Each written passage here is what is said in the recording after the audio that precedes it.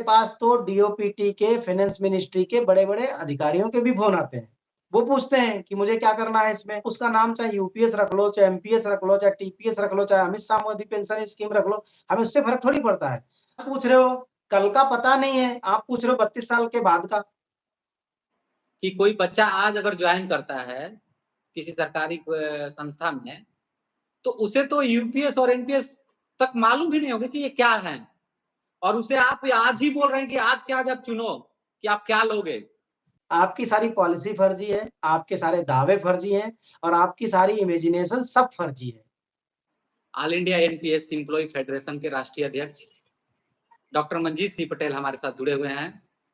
तो आज के चर्चा में जो है हम बहुत ही लोग जो है जानना चाहते हैं उस मुद्दे पर बात करेंगे, खास करके यूपीएस को लेकर के बहुत से लोग जो है इंतजार कर रहे हैं और डेट आ चुकी है और सरकार जो है यूपीएस को प्रमोट कर रही है, और साथ-साथ जो है पेंशन और एनपीएस और यूपीएस को डिवाइड मतलब देखने के लिए कि आपको किसमें कितना बेनिफिट मिलेगा, इसको लेकर के कैलकुलेटर भी जारी कर दिया गया है।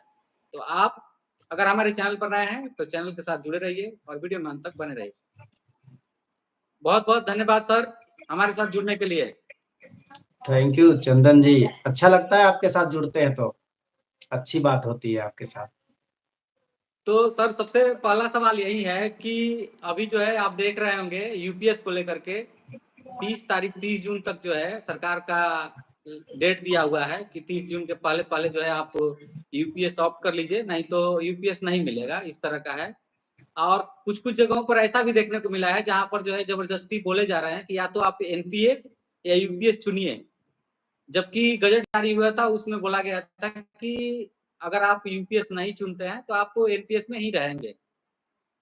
और भी तमाम बातें हैं जैसे कि आप देख रहे होंगे कर्मचारी लोग मतलब बहुत सारे कर्मचारी हर जगह सोशल मीडिया पर लिख रहे हैं और हर मतलब ये इंतजार कर रहे हैं कि किसको चुने।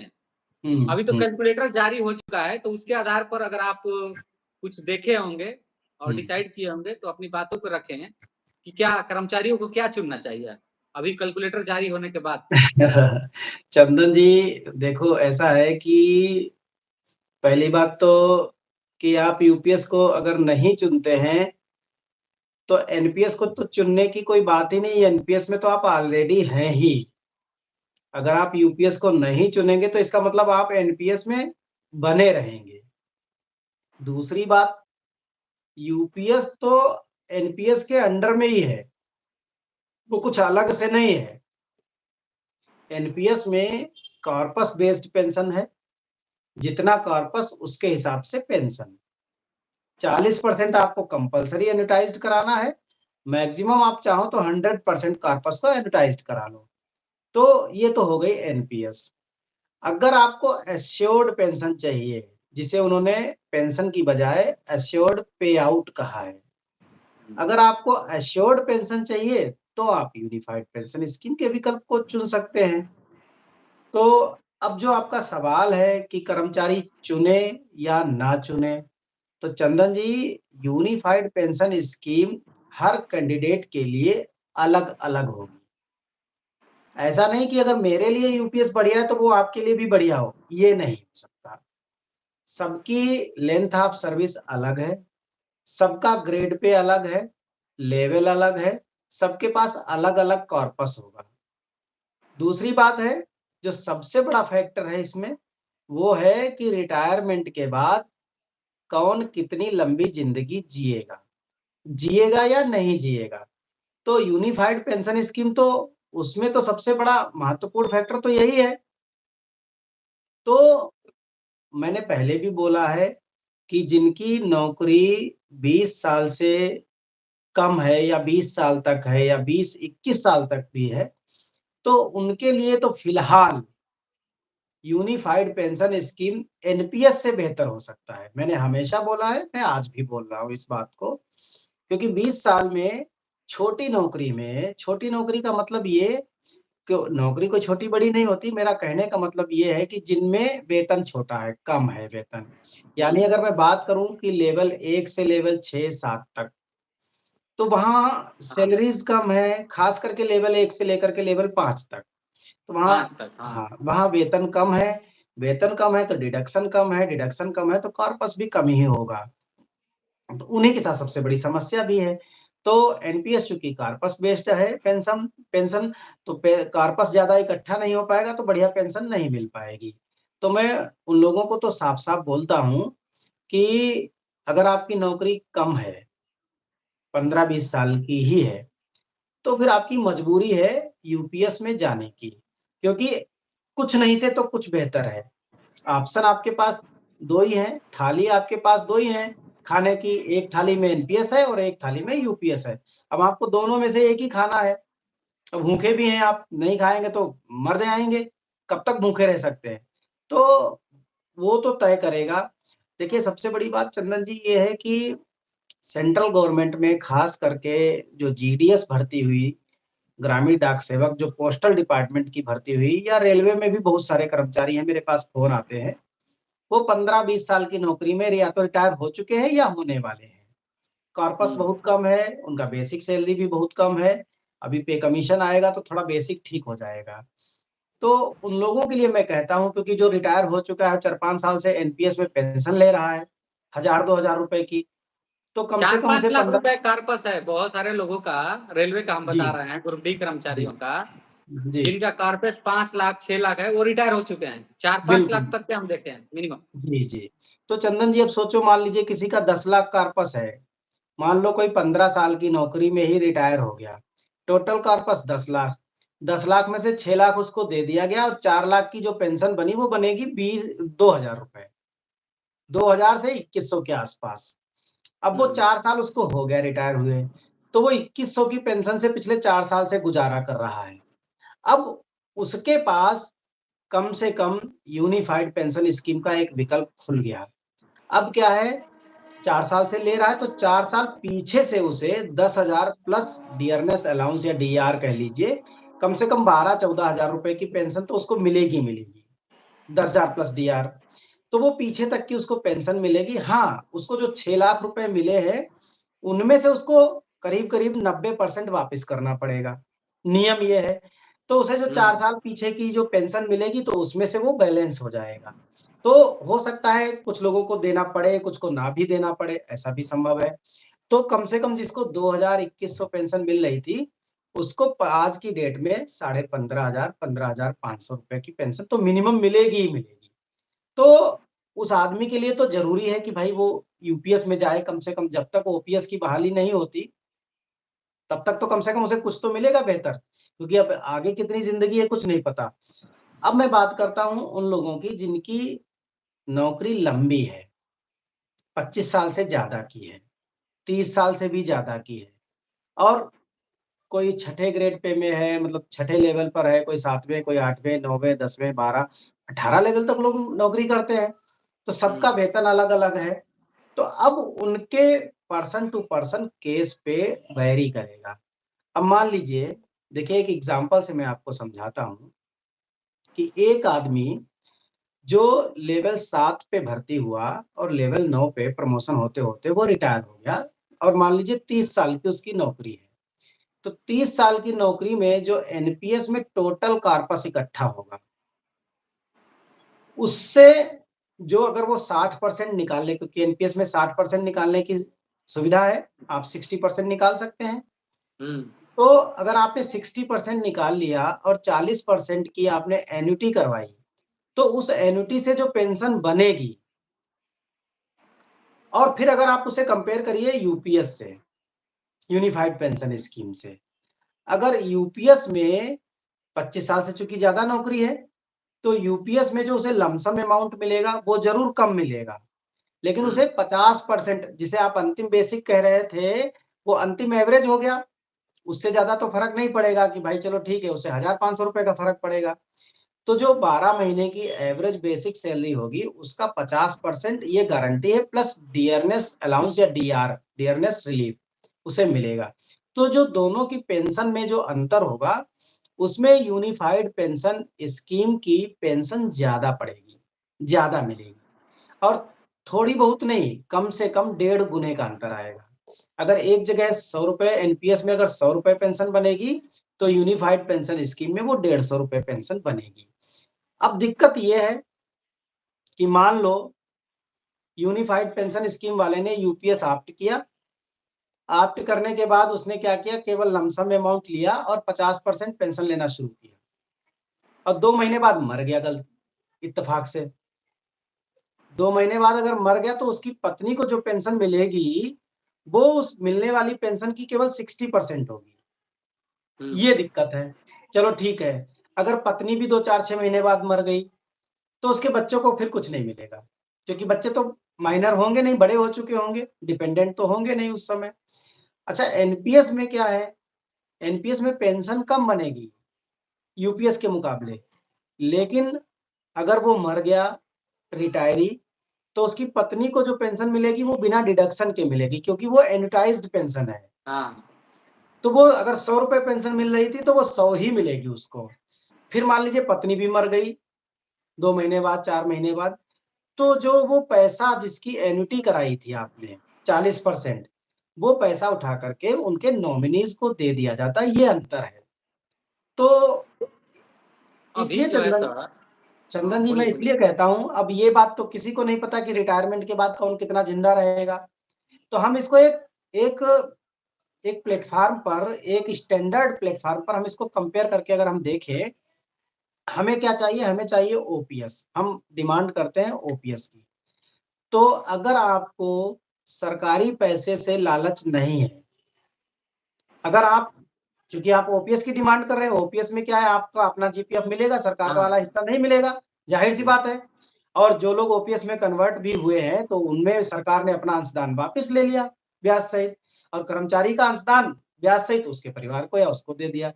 तो अगर हम सरकार वाले पैसे पर नजर ना डालें, वो लालच ना पालें, तो हम ये देखते हैं कि यूनिफाइड पेंशन स्कीम में जितना भी आपका कॉर्पस है, चंदन जी बहुत ध्यान से समझिएगा, यानी कि कोई आदमी मान लीजिए उसने 30 साल तक नौकरी की और नौकरी करने के बाद रिटायर हो गया, और उसने यूनिफाइड पेंशन स्कीम को ऑप्ट किया था। अब उसे कुछ लमसम अमाउंट मिला, कुछ भी मिला, जो भी मिलेगा वो लगभग लगभग जो कर्मचारी का अंशदान उसको वापस मिलना चाहिए पूरा, उसका 10% मिल जाएगा, 90% रह जाएगा। अगर कर्मचारी यूनिफाइड पेंशन स्कीम के कॉर्पस में से अपना अंशदान निकाल ले वापस, वो भी निकाल ले, तो उसकी जो 50% पेंशन बननी चाहिए अंतिम बेसिक का, वो 50% की जगह 30% बनेगी।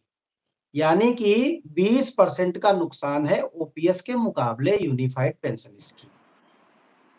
तो अच्छा, मतलब तो पूरा कॉर्पस जो है अपना निकाल सकता है, जो जी एक बिल्कुल बिल्कुल कर्मचारी बिल्कुल।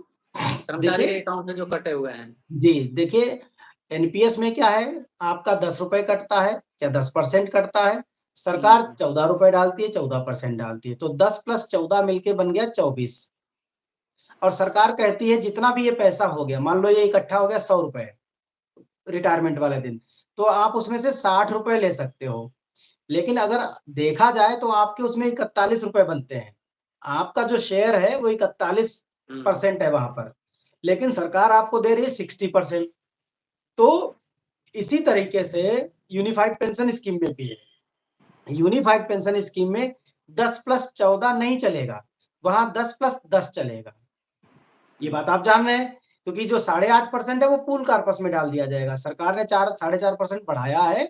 तो आपके 14 में से 4 पहले निकाला और 4.5 अलग से मिलाया, तो 8.5% का जो पूल कॉर्पस है वो अलग कर देगी। तो यूनिफाइड पेंशन स्कीम में अगर आप टोटल कॉर्पस में से 40% निकाल लेते हैं, मान लीजिए अगर एनपीएस में 100 रुपए कॉर्पस बनेगा, तो यूपीएस में 80 रुपए कॉर्पस बनेगा, 20% का डिफरेंस आएगा। तो 80 रुपए में 8 रुपए तो सरकार आपको लगभग लगभग लमसम अमाउंट दे देगी, और 40% आप और निकाल लीजिए, यानी 32 रुपए और निकाल लीजिए। तो एक तरीके से आपका पूरा जीपीएफ की तरह पैसा वापस आ गया ब्याज सहित। यानी जितना आज तक आपने नौकरी के रिटायरमेंट तक कटवाया था, वो पैसा ब्याज सहित आपको मिल गया। अब आपको पेंशन मिलनी चाहिए थी 50% बेसिक, एवरेज बेसिक का, तो 50% की जगह आपको 30% मिलेगी, यानी कि ओपीएस से आपका 20% का अभी नुकसान है, प्लस डीआर मिलेगा।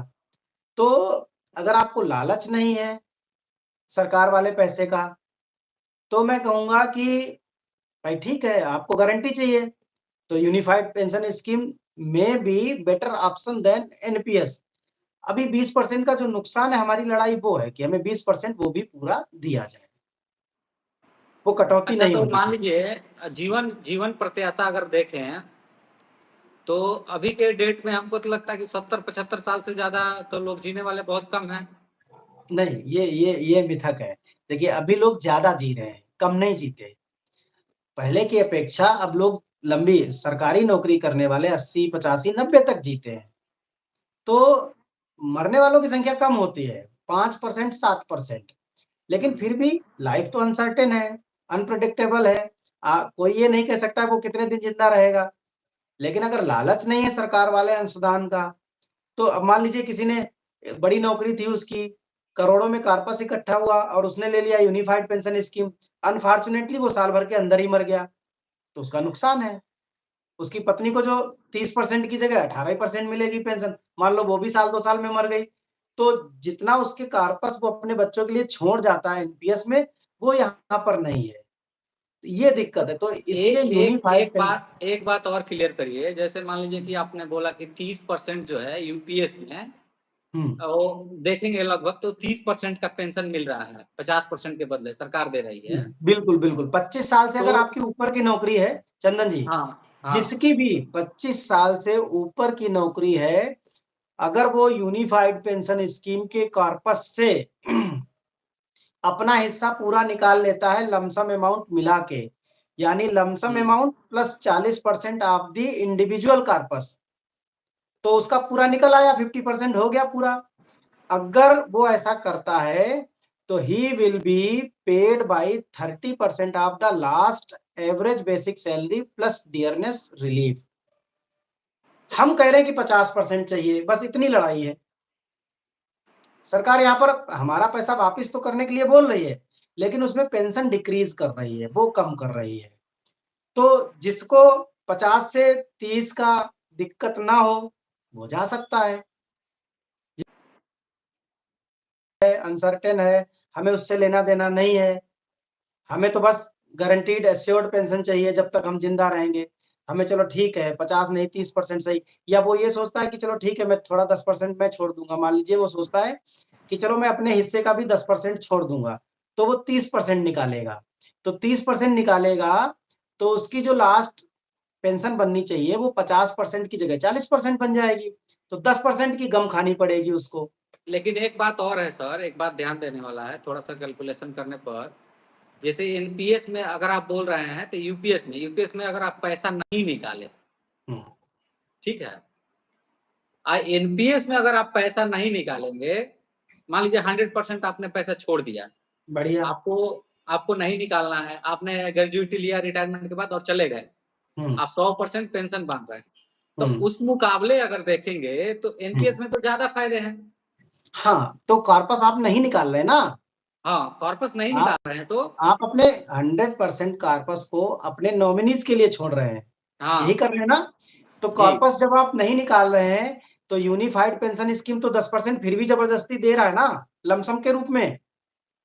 लमसम के रूप में दे रहा है, प्लस डीए बढ़ता रहेगा। अगर पे कमीशन का आप 10 साल भी ज़िंदा रहे, अगर आपको पे कमीशन का भी लाभ मिल गया, तो फिर वो बेटर हो जाएगी। क्योंकि अगर आप 20 साल ज़िंदा रह गए, तो आप उस टोटल कॉर्पस के कम से कम 3 गुना पेंशन ले चुके होंगे, और 20 साल के बाद उस कॉर्पस की वैल्यू कितनी बचेगी? 1/3। समझ रहे हैं चंदन जी? जो आज आप 1 करोड़ छोड़ोगे एन्युटी के लिए, आज की डेट में, अगर 20 साल बाद आप पहुँचोगे, तो 20 साल बाद इस 1 करोड़ की वैल्यू वहाँ जाकर के 20 और 30 लाख बचेगी। हुँ, और 1 करोड़ की बजाय आप कम से कम 2.5 करोड़ पेंशन ले चुके होंगे 20 साल में, डीए बढ़ेगा।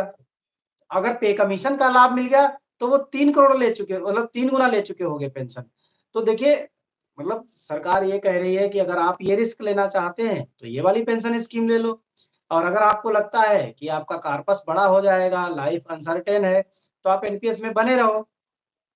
हमारी जो लड़ाई है, वो ये है कि सरकार अपना पैसा ले जाए। यूपीएस में उसने कह दिया कि भाई ठीक है, हमने आपका पैसा निकालने की व्यवस्था कर दी। इसीलिए मैं बोलता हूँ, unified pension scheme is the gateway of old pension scheme. बस 20% जो सरकार ने कटौती कर ली है, हम वो ये कह रहे हैं कि वो हमें दे दो, कटौती मत करो। तो हमें हमारा पैसा मिल जाएगा, 50% पेंशन मिल जाएगी, खत्म हो गई बात, प्लस डीए। रही बात पे कमीशन की लड़ाई की, तो अभी पे कमीशन की लड़ाई के लिए अभी सरकार ने निर्मला सीतारमण जी का स्टेटमेंट भी आ गया और पीआईबी फैक्ट चेक पे भी आ गया कि उन्होंने मना कर दिया है कि नहीं, ये र्यूमर है और कोई भी सरकार ऐसा कदम उठाने नहीं जा रही है कि मतलब जो है पे कमीशन का लाभ नहीं मिलेगा पेंशनर्स को। हमने आज डिमांड भी की है कि जब आप कह रहे हो कि ऐसी सरकार की कोई मंशा नहीं है, तो आप राइटिंग में दे दीजिए कि यूनिफाइड पेंशनर जो होंगे, यूनिफाइड पेंशन स्कीम के जो पेंशनर होंगे, तो वो कभी भी रिटायर होंगे, अगले पे कमीशन का लाभ उनको मिलेगा। ये देने में, कहने में क्या दिक्कत है? ये कह दीजिए। लेकिन एक सवाल है कि मान लीजिए क्या कारण है कि एम्प्लॉय जो है यूनिफाइड स्कीम के तरफ नहीं झुकाव है, थोड़ा भी झुकाव नहीं है। आप देख रहे हैं कि सरकार जो है सोशल मीडिया हो, चाहे गवर्नमेंट के बड़े-बड़े ऑफिसर हो, उनके माध्यम से और टीवी के माध्यम से भी जो है सरकार बार-बार दिखा रही है कि यूपीएस अच्छा है, फिर भी लोग ऑप्ट क्यों नहीं कर रहे हैं? चंदन जी देखो, यूपीएस अच्छा हो सकता है नहीं। उसमें कुछ सुधार कर दिए जाएँ तो यूपीएस अच्छा हो सकता है। अब देखिए, मान लीजिए आपने सोचा कि चलो हम यूपीएस ले लेते हैं, आपने ले लिया, आपने कर दिया और फिर आपको 20-21 साल की नौकरी के बाद लगा अब आप कंटिन्यू नहीं कर पाएँगे, आपको कुछ समस्याएँ हैं जिससे आप नौकरी अब नहीं कर सकते। पारिवारिक समस्या हो सकती है, मानसिक समस्या हो सकती है, शारीरिक समस्या हो सकती है, सामाजिक समस्या हो सकती है। तो आप 25 साल के पहले अगर निकलोगे तो वो क्विट माना जाएगा, यानी रेजिग्नेशन माना जाएगा। तो 25 साल तक तो आपको यूपीएस में करना ही करना पड़ेगा और 25 साल करने के बावजूद, यानी वॉलंटरी रिटायरमेंट लेने के बावजूद आपको पेंशन स्टार्ट नहीं होगी। तो ये हुँ, यूपीएस की गलती, इसलिए लोग नहीं जा रहे हैं। दूसरी बात, यूपीएस का ऑप्शन रिटायरमेंट वाले दिन भरवाया जाए। मान लीजिए मेरा अगले महीने में रिटायरमेंट है, तो आज मुझसे पूछा जाए कि आपको एनपीएस से पेंशन लेनी है या यूपीएस से पेंशन लेनी है। क्योंकि तब बिल्कुल। मैं बता पाऊँगा कि एट लास्ट मेरा स्वास्थ्य कैसा है, मेरी सामाजिक स्थिति कैसी है, फाइनेंशियल मेरा स्टेटस कैसा है। तब मैं फैसला ले सकता हूँ कि मेरे लिए एनपीएस बेहतर है या यूपीएस बेहतर है। इसलिए लोग यूपीएस में नहीं जा रहे और हम तो खुलेआम इसका विरोध कर रहे हैं इसीलिए। हमने सरकार को सजेशन भी दिया कि देखिए, हमारी लड़ाई आपकी मतलब जो है यूपीएस या एनपीएस से नहीं है। हमारी लड़ाई ये है कि हमारे कर्मचारी को रिटायरमेंट पर old age social income security मिल जाए और वो मिलती थी 20 साल की नौकरी पे 50%।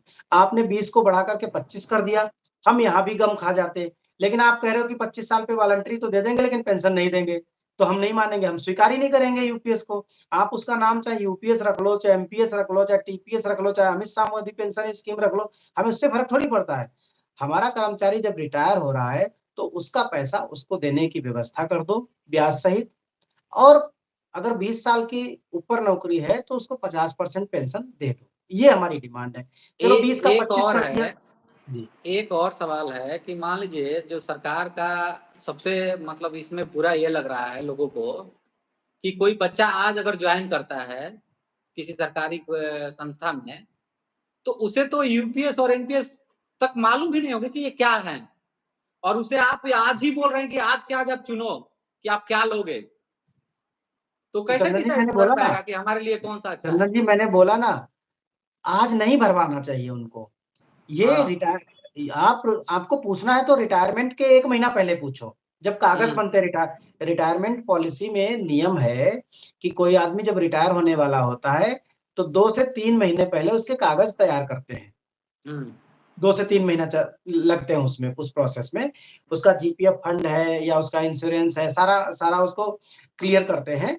तो उस समय उससे पूछो कि भैया अब आप रिटायर होने वाले हो, आप बताओ कौन-सी पेंशन स्कीम्स के तहत पेंशन लोगे? बिल्कुल। तब वो तय करेगा। आज पूछ रहे हो, कल का पता नहीं है, आप पूछ रहे हो 32 साल के बाद का और ऊपर से मेरे पास तो डीओपीटी के, फाइनेंस मिनिस्ट्री के बड़े-बड़े अधिकारियों के भी फ़ोन आते हैं। वो पूछते हैं कि मुझे क्या करना है इसमें? मेरी 26 साल की नौकरी है, मेरी 25 साल की नौकरी है, पटेल जी मैं क्या करूँ? अरे जब तुम्हारे लोगों को नहीं पता है, तो हमारा तो देश 91 लाख में से 80 लाख कर्मचारी तो वो हैं, जो बहुत छोटी-छोटी नौकरियाँ कर रहे हैं। हुँ।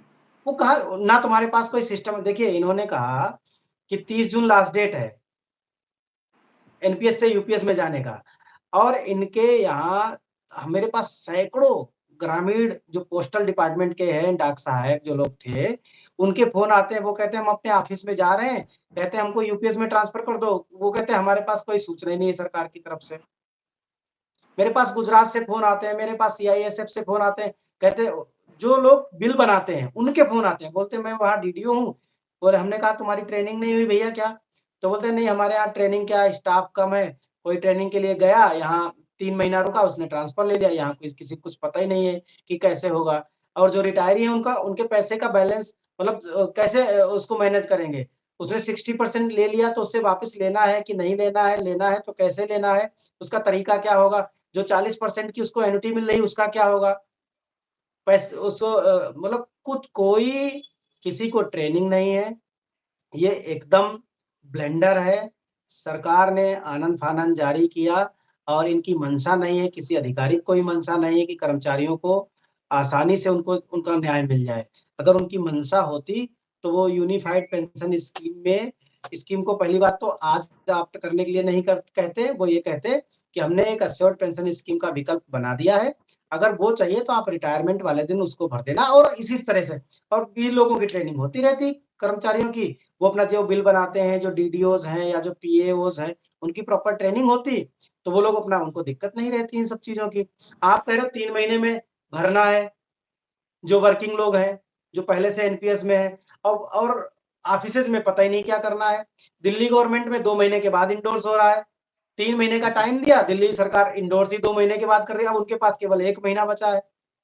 इंडोर्स करने के लिए और कहीं-कहीं तो अभी पहुँचा ही नहीं। सेंट्रल ऑटोनोमस बॉडीज़ में, यूनिवर्सिटीज़ में, बहुत सारे रिसर्च इंस्टीट्यूट्स में, जो ऑटोनोमस है सेंट्रल गवर्नमेंट के, वहाँ आज तक ये पहुँचा ही नहीं। अब वो रिटायरमेंट पे बैठे हैं, कोई किसी को 1 महीना है रिटायरमेंट पे, किसी को 2 महीना है, कोई रिटायर हो चुका। मेरे पास ऐसे लोग हैं, जो एनपीएस में रिटायर हो गए और उन्होंने ना एन्युटी कराई, ना कोई पेंशन ले रहे हैं। उन्होंने कहा सारा पैसा होल्ड कर दो, यहीं पड़ा रहने दो, जब यूपीएस आ जाएगी, तब लूँगा पेंशन। क्योंकि अगर तो एक बार चालू सरकार भी नहीं चाह रही है कि लोग जो है यूपीएस को ऑप्ट करें। हाँ? मतलब ये एक तरफ तो चाह भी नहीं रहे, एक तरफ फ़ोर्स भी कर रहे हैं कि चुनो, हाँ। चुनो, चुनो। तो ये मतलब मैं क्या कहूँ, ये तो महामूर्खता मूर्खता की पराकाष्ठा है कि आप पूरा सिस्टम इस तरीके से आपने बनाया है, आपकी सिस्टम पर कंट्रोल नहीं है। लोगों को ट्रेनिंग आप दे नहीं रहे हो, आप बस सोशल मीडिया पे डाल करके कि ये वाला ट्रेनिंग सेशन है, लाइव सेशन जिसको 20 आदमी नहीं देखते। मैंने एक दिन देखा कि पीएफआरडीए का एक अवेयरनेस प्रोग्राम था। मैंने कहा मैं देखता हूँ कितने लोग हैं, उसपे 150 आदमी भी नहीं है देखने वाले। 100, बताइए। 20, 30 ऐसे उस पर लाइव लोग देख रहे हैं। हमने कहा तुम्हारे पास सारा मैकेनिज़्म तुम्हारे पास है, सारे रिसोर्सेज़ तुम्हारे पास है, लेकिन ना तो तुम विलिंग हो, तुम बस अपनी अपनी नौकरी कर रहे हो बस और कुछ नहीं। तुम्हें किसी के वेलफेयर से लेना-देना नहीं है। अगर होता तो प्रॉपर एक चुनाव कैसे कराते हैं? चुनाव आयोग कैसे करा लेता पूरे देश में चुनाव? फट से हुँ। ऑर्डर निकलते हैं, ट्रेनिंग हो जाती है सबकी, फटाफट ट्रेनिंग होती है, लेकिन यहाँ नहीं दे पा रहे हैं ट्रेनिंग। आप किसी स्टेट में ट्रेनिंग अभी स्टेट्स में तो गए ही नहीं। सबको बुलाओ एक जगह इकट्ठे करो, वहाँ ट्रेनिंग दो। जब यूपीएस लानी थी, तो पहले ट्रेनिंग देनी शुरू करते। और जो चीज़ आज तय नहीं की जा सकती है, दुनिया में ऐसा कोई कैलकुलेटर नहीं है जो ये बता पाए कि 30 साल के बाद आपका कॉर्पस कितना होगा, 30 साल के बाद डीए कितना होगा। 30 साल तो छोड़ दो, आपको 4 साल बाद नहीं पता डीए कितना होगा, फिर आप ऐसी पॉलिसी क्यों बना रहे हो? फर्जी है ये। आपकी सारी पॉलिसी फर्जी है, आपके सारे दावे फर्जी हैं और आपकी सारी इमेजिनेशन सब फर्जी है।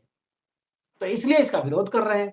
हम तो ये भी कह रहे हैं कि अगर आप ठीक से काम करते, तो हम सारे लोगों को बोलते हैं कि यूनिफाइड पेंशन स्कीम में चलते हैं, अभी हमारी 20% की लड़ाई लेंगे, 20% की लड़ाई वो बाद में लड़ेंगे, पहले इसको लेंगे। लेकिन जब तुम्हारे सारे तथ्य फर्जी, दावे फर्जी, तरीके फर्जी, तो कौन लेगा उसको?